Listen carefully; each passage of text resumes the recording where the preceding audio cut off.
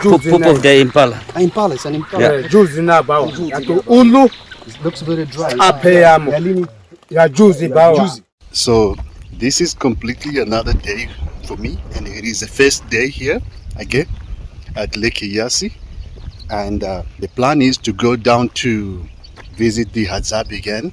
So this is like our base area, like base camp where we usually just camp, and this is the first place where we camp before we go down to the Hadzabe. And now, because we just arrived here like in 30 minutes ago, and we are planning or waiting for the sun to go down a little bit. It's very strong right now, so maybe around about 4:30 we will start heading down to where the huts are, and let's see what it will be like. But I'm quite excited every time I come here, and so I'm looking forward to it. So let's see. So this is the camp. This is the camp that I was talking about, and that is a campfire over there. Every night, so they will bring me the firewood to start the fire here to warm it up because it's getting colder, cold in here. So unfortunately right now it's like a summer here, so all the leaves on the trees are falling off.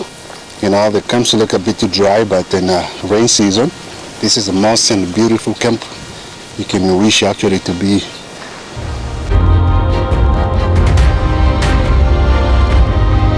As the first light of dawn filters through the dense savannah, I approach the Hadzabe camp, a community that has preserved the hunter-gatherers way of life for thousands of years. Alright, so now we're here. We just drove from the camp. Now we got to where the Hadzabe are. You can hear them from the distance, I think. Listen, they're like right at the back, somewhere in the middle of the bushes, somewhere there. So we just drove all the way from the camp. This is our car, and now we are going down to where the Hadzabe are. So this is good. I want to show you guys like every little details about where these Hadzabe live and everything about them. So we are totally in the middle of nowhere, like right in the bush. As you can see, you can hear them from the distance right there.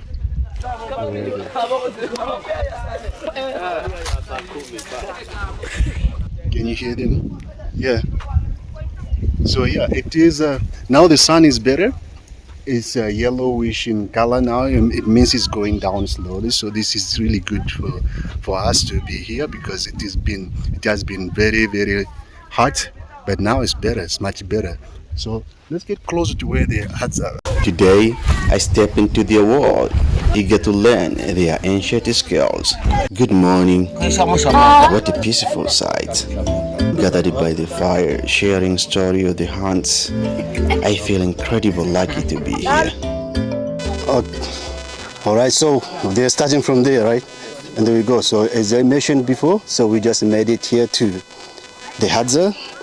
So we're just starting what's going to happen here today. They're going to teach me how to I'm here with the Hadzabe, and they have invited me today into this space to share more about their lives. Let's start with the names and their fascinating click language. So this is a Hadzabe hut.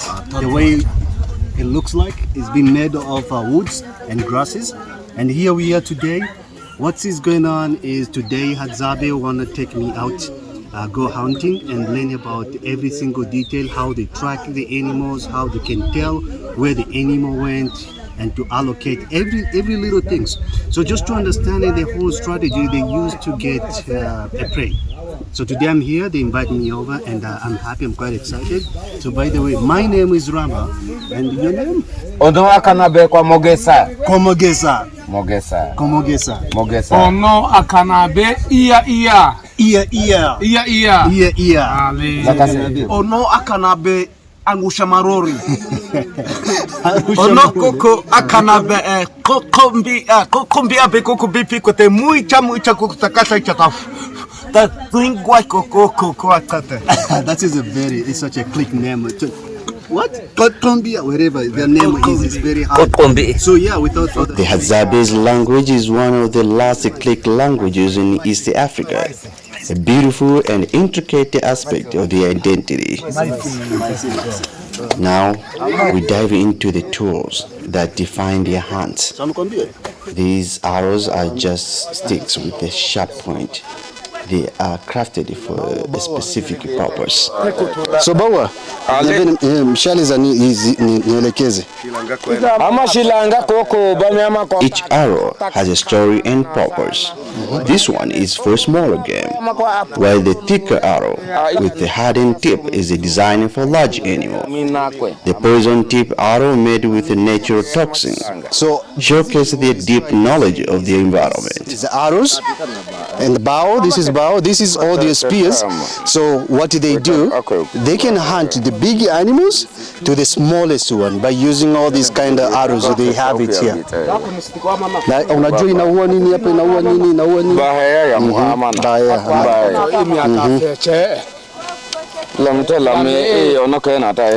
Hako bawa kaso ta kana besa kirkin iyako. Eke koko hako akana besa udundu wako. Udundu wako. Hako udundu kone kata na keke mat apa kwesa kokolo una abi. Pale peko lepena kwa gweko paka ten. Ba amako kaye kokoko kaye kokoko.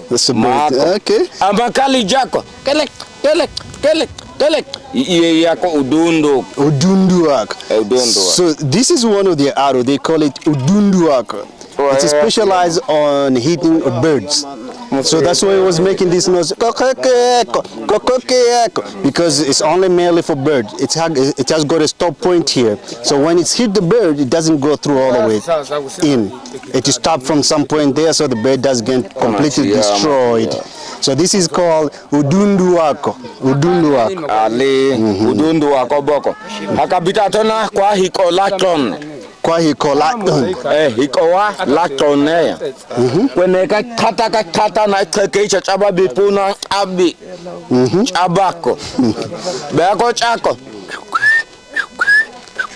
Akaleketako. Baya chacha asinde. Azo. Kisho. Yeah. Ndege mkubwa. Bami. So basically, inaitwaje? Kanga. Inaitwaje? Ikolakon. So this is another arrow. It's called Ikolakon. So mainly, this one, as you say, is for the small bird, dunduako. It's for the very little birds, for this one. But this one goes for slightly a bird like guinea fowls or sparrow or something like that. A little bit bigger. It has got a little hook in here. A little tiny hook, which means once it goes in, it doesn't come out. So each arrow here have got the specifications of what it used to. Hakabita atona kwa iki atona hakwa kana besa ole yako. Ako ole ubiti na zabe mana koko okuwa. Na uta akitaka toga biti na ole yako. Uta akata koko shasho koma popo. Okay. Shasho palas, okay. Uta akata kwa peta toga be. Aba alako. Okay. Amanako. Uta kobo ya koko mina. Goyo God. Okay. Goyo God. And this one too. Sindio? Impalas? Ndio tunabadilishaga na kwa mangati pale. Okay. Ndio tuchukue hii mshale. Okay, so kuna bashana na mangati unawapa ngozi, unachukua mshale. Nyama mshale. Alafu unawapa ngozi. Alafu kama kikiisha kama hatuna asali. Nyie kama mnakuja si mkitupa hela si tunaenda kwa hiyo hii hapa tunaenda kuchukua. Na hii hapa inaua hii hapa. Inaua hii hapa. Yes, God. Unahitaji tena? Ole yako. So ole yako. So this is another arrow. It's called ole yako. Ole is mainly used for hunting the this is avocat or genet or something like that. Even like mainly for like a genet is avocat and something like that. So how do they get these arrows? Yeah, there is a blacksmith nearby. Okay. Yes, nakumbuka. So there is a blacksmith, like the people, some of the tribe that are mainly for making this type of arrow out of the nails. So what do? The Hadzabe, in order to get this, they will have to bring some sort of like a prey, a dead animal, any meat that they've been hunted that day to the blacksmith, so they can barter trade arrow and the meat, and that's how they get this. Because Hadzabes do not use or do not make these arrows to by any means. So the only way they can get this is to go to meet up with the blacksmith and do the barter trade between the two by bringing the meat over, and they get the arrows from them. Okay.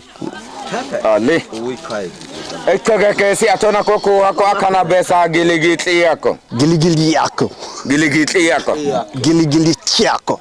Ota kobo unu masalate. Unu masalate. Ukabicha botano bi. Ne eko. Wow. Puna baboon. Ne Yani. Ashogo. Chako. Puna abi. Akwesa ota giligit eko cheche shogoji ya. Shogoji ya. Cheche. Shogoji. Tumbili. Okay. Inaitwaje? Giligit yako. So another arrow is called giligiliato. Giligiliato. Okay. This is mainly used for hunting the monkeys and baboons. So if you can see either the skin that I have on my head or this one here, right? This is a baboon. So this, this is the sound of baboon. So when they do, that's mainly for the baboon. So this is how it works, and it have got a little sharp, very sharp like spikes. Once it goes inside of the baboon skin, it doesn't come out easily. So you can see this.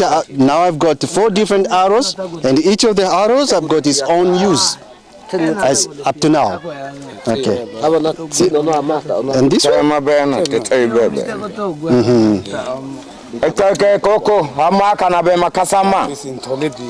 Makasama. Amana matunze. When kata na keke mata kwese. Bayako asipeteko. Tipitiko aketa kwa o Martin ngugwe ko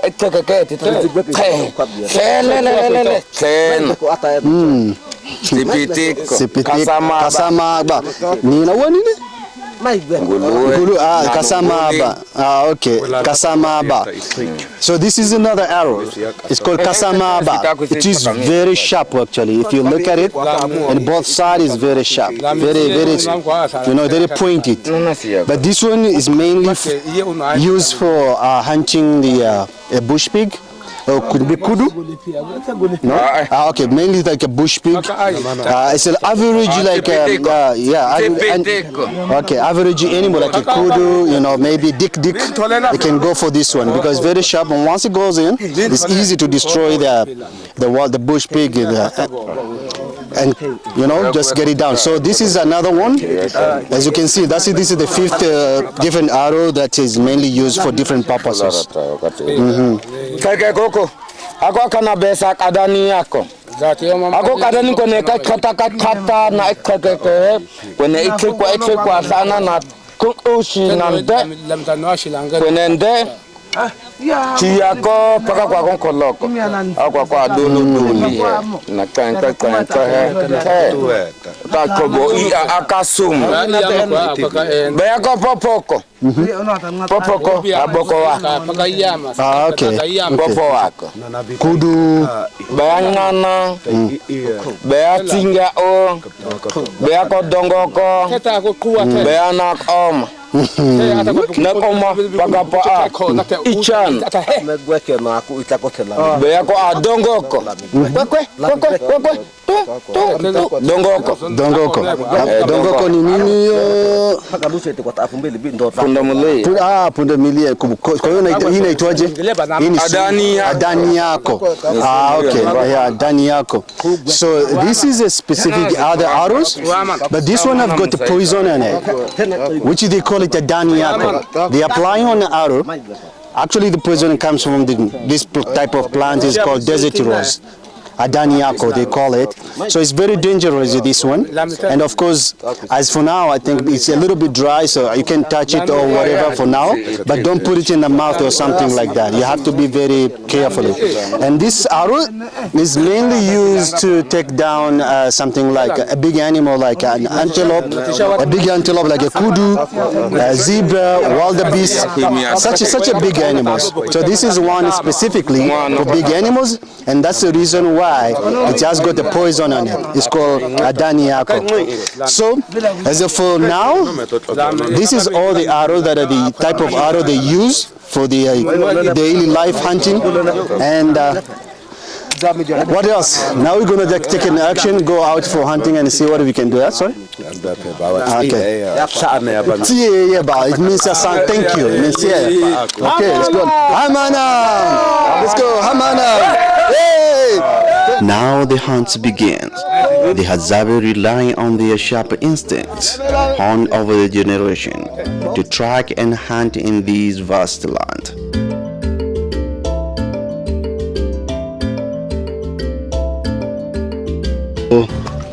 Here we are, and here we are going now. So as you say, we just made it to the Hadzas, and here we are. The sun now is going down. So now we are out hunting, as I said before. This is going to be very interesting because I'm here to learn as well, to join the group and to learn in every single thing they are doing today. So we are out with at least maybe 4 Hadza with us. So we're gonna learn and get the guiding about how they do their lifestyle, how they hunt, how they do the hunt, how they track the hunt. So I'm quite excited to be part of this, and let's go, guys. They just so look.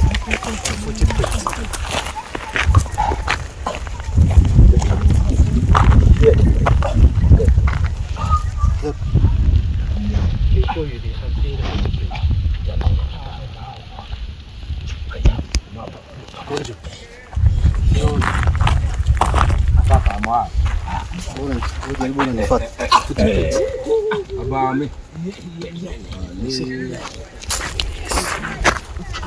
Good. Okay.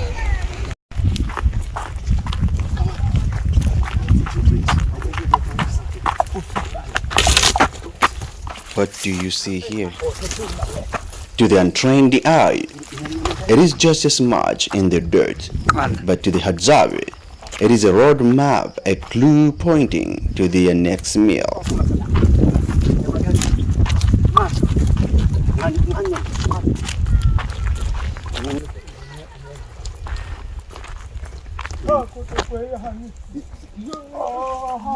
This thing creates sweats.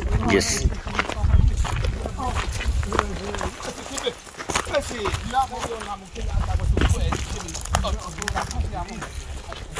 So we have seen some footprints, and I think it's from the kudu. And this is the thing, because now they are very close. The boma is also very close. And here it seems like there's a lot of wild animal currently because of the density vegetation which is here.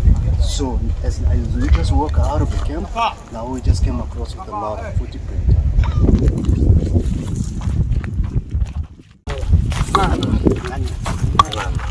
Kudu. Kudu. You can see. It's another footprint here. Ameelekea wapi? Akotokwe. Ampita sangapi? So this is another footprint. It's a kudu footprint, and It looks like it went this way, direction. So what he's saying, probably this footprint will be from last night. So it's not just quite fresh.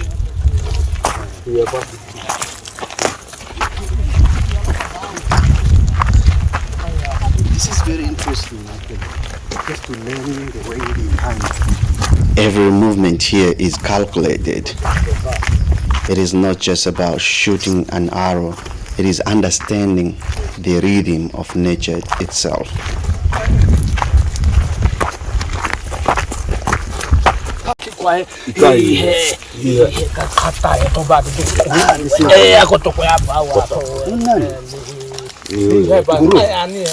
Tanda akudu. It's another one. Akudu. It's a footprint. So the motion they are making, like sometimes I really don't understand sometimes. You know what? I can guess. Like what is it? This experience isn't just about hunting, it is about connection to the land, to tradition, and to each other. Spending time with Hadzabe has been humbling, and I live with a deep respect for their wisdom and way of life.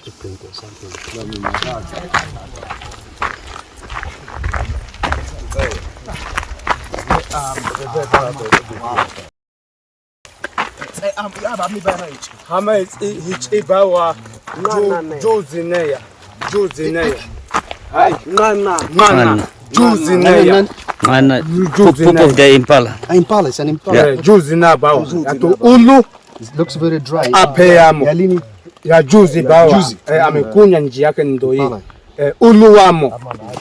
Looks like the area has got a lot of wildlife currently, because this is another one from the impala. It's impala feces. Gorgeous. Look, so this is an impala feces. You can show it, but it's dry. It's a bit too dry. It's obviously from.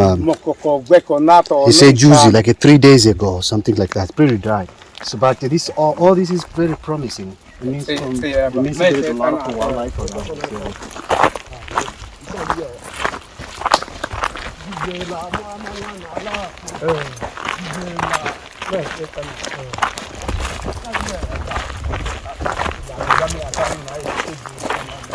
You can see something.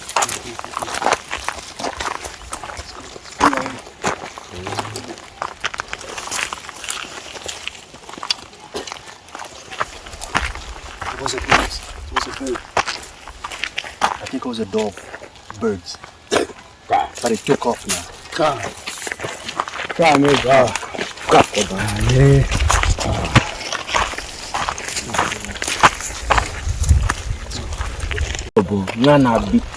Now he's giving me. They want me to hold this one. Let's go. I hope that I can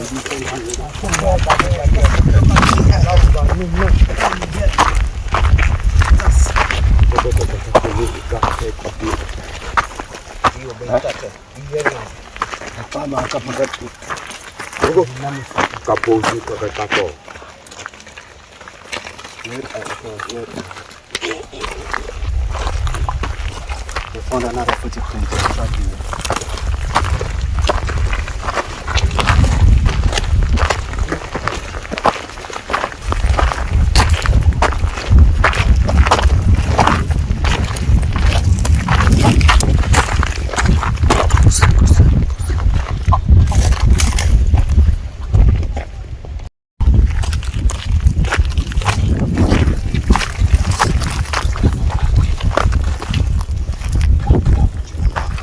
The Hadzabe remind us of a time when survival depended on a harmony with nature. As their tradition faces the pressures of a changing world, preserving their knowledge is more important than ever.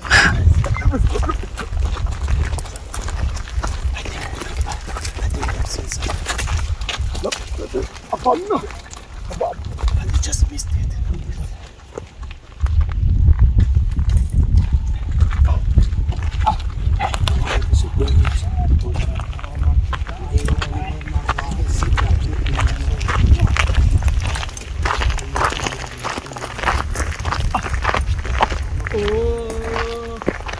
Hey,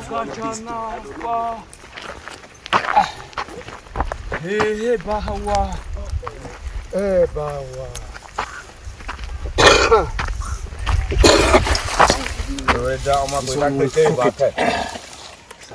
Hit the ground. So Gewe dama ko itakete. Ba gewe ba. Kete mata gewe. Kete mama gewe da ko kwa tu kwa gwe ko. Yato agewe da to kena utu gwe ko te. Yato waka. Ko wachana mo akamata. Kakata amo TAN akamo ko. Ali. Kamo. Ali.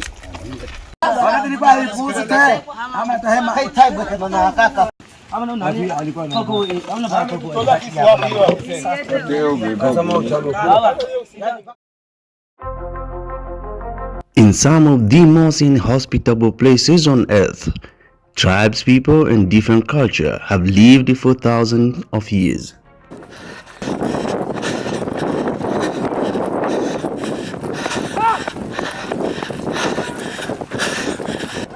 Today it has been one of those difficult days. Running, heavy breathing, that's all you can have at that moment.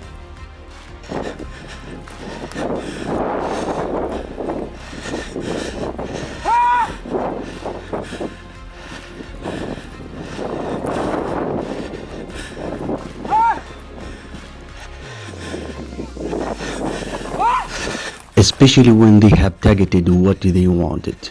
And today, they are on a chase, looking for a baboon.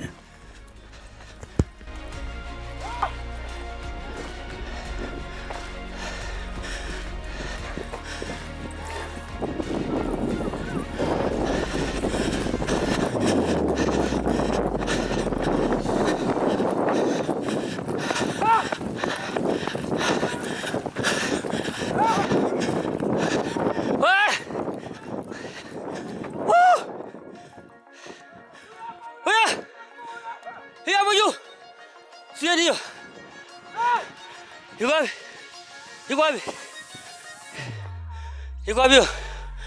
Zunguka! Uya!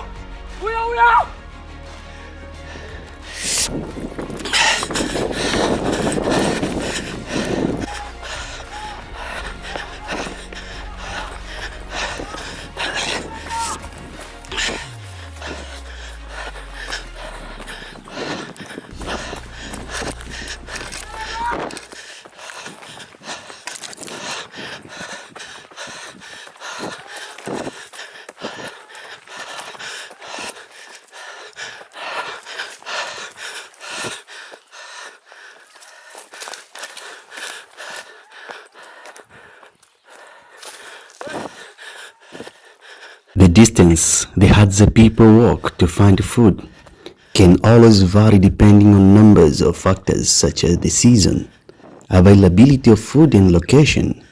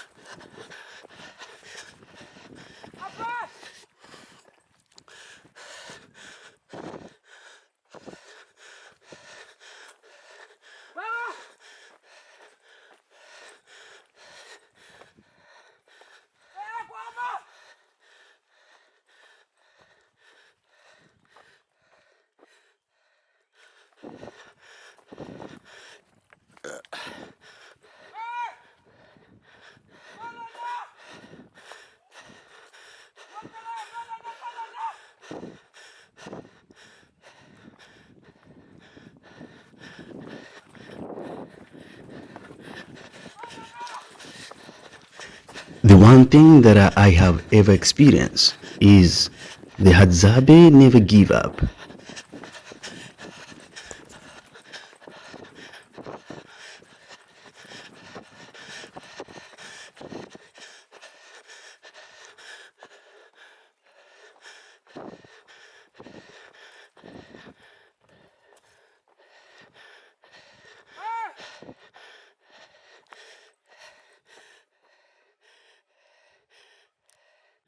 The Hadza people are skilled hunters who rely on hunting game animals as a significant part of their diet. However, they don't necessarily have a specific animal to hunt on a daily basis. Instead, their hunting targets depends on a variety of factors such as the season, weather, location, and availability of game.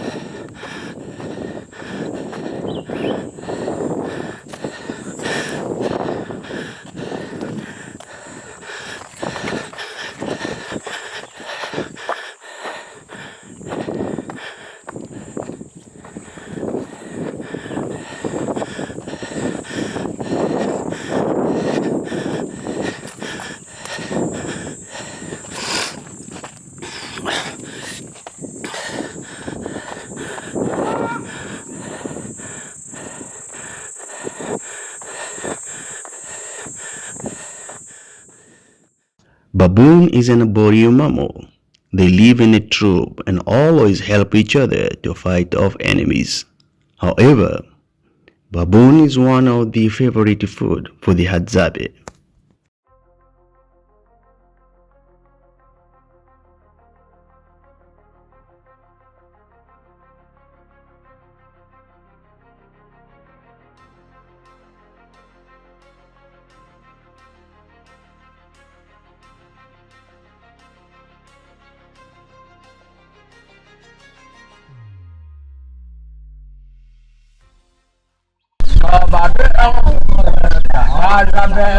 They will always do a little song whenever they come across with the fruits. There's some sort of fruits that they love the most. So they will stop by and try to pick them out.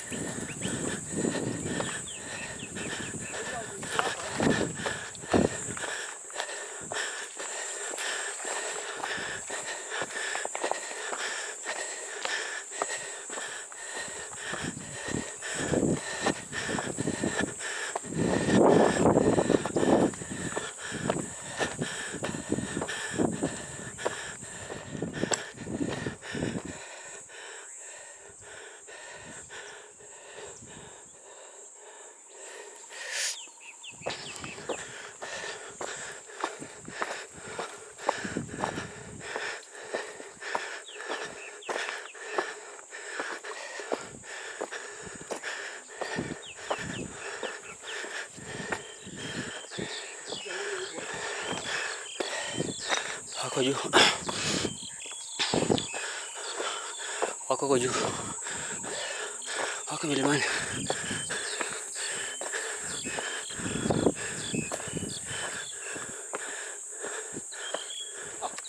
Ahe.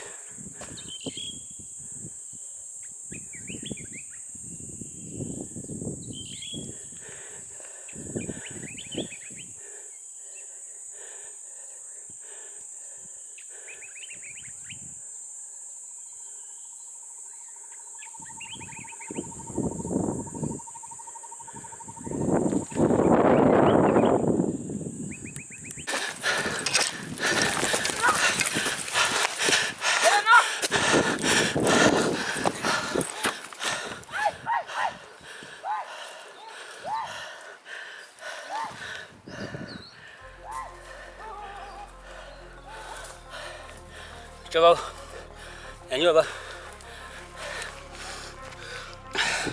Aku.